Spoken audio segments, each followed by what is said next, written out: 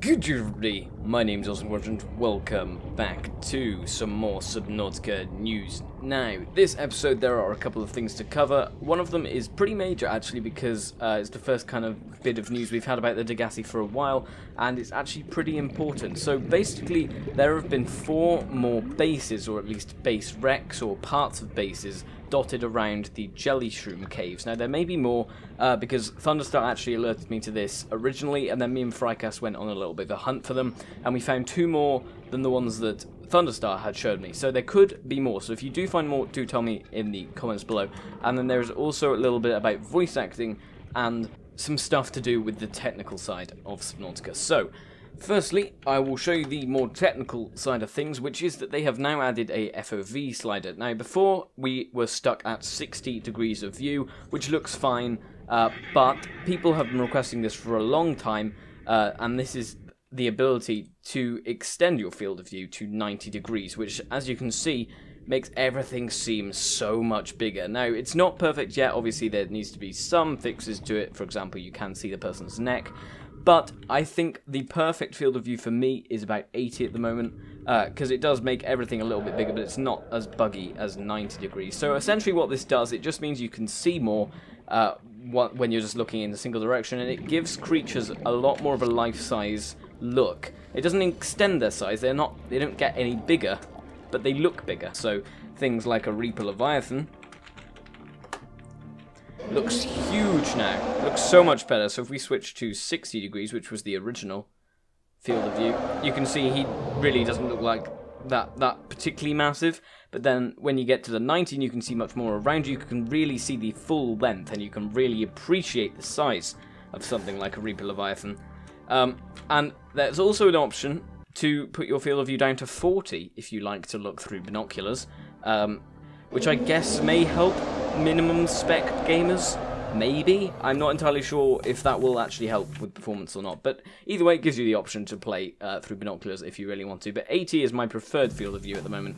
I think it just makes everything look a lot better. So the next bit of news is that they've actually commissioned a YouTuber. Well, it's like a group of YouTubers that own a channel called Neebs Gaming.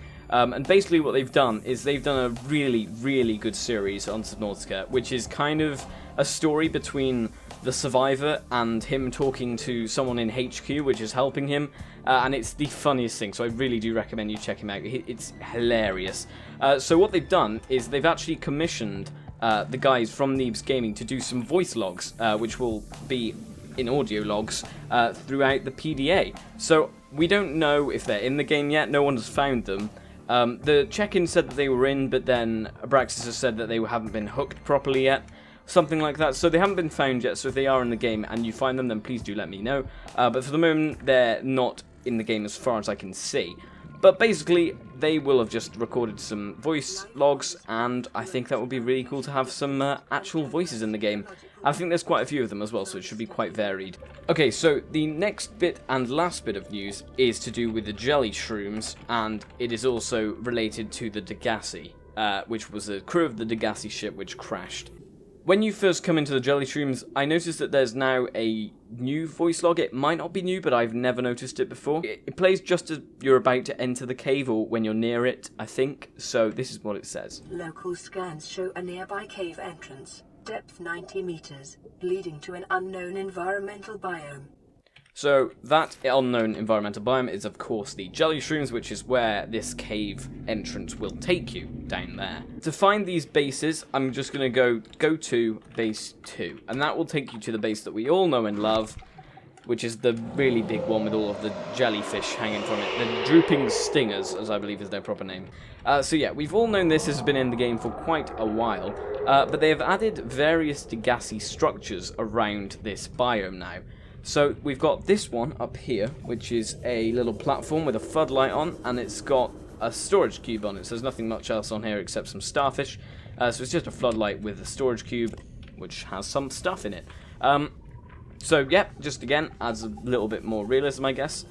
So if you continue further on in the jelly shroom caves through this little corridor, it will eventually lead you to this platform, which has a floodlight and some more boxes on it. I don't know why these are here. Maybe they were researching these volcanic craters down here perhaps, but either way, that's just another little bit of realism added to the Jellyshroom caves. So if you continue on past that, you will come to this, which is the secondary DEGASI base in the Jellyshroom caves. Now this is a much smaller base than the big one at the beginning, but as you can see, it is fully fledged and fully broken.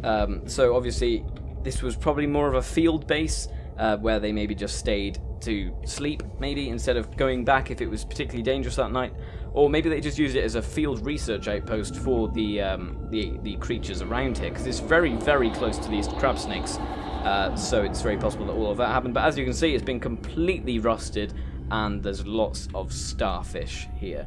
Thing is though, if you're building bases made for underwater, then you wouldn't expect them to be able to rust, because that would kind of defeat the object of an underwater base unless they're meant for temporary use only.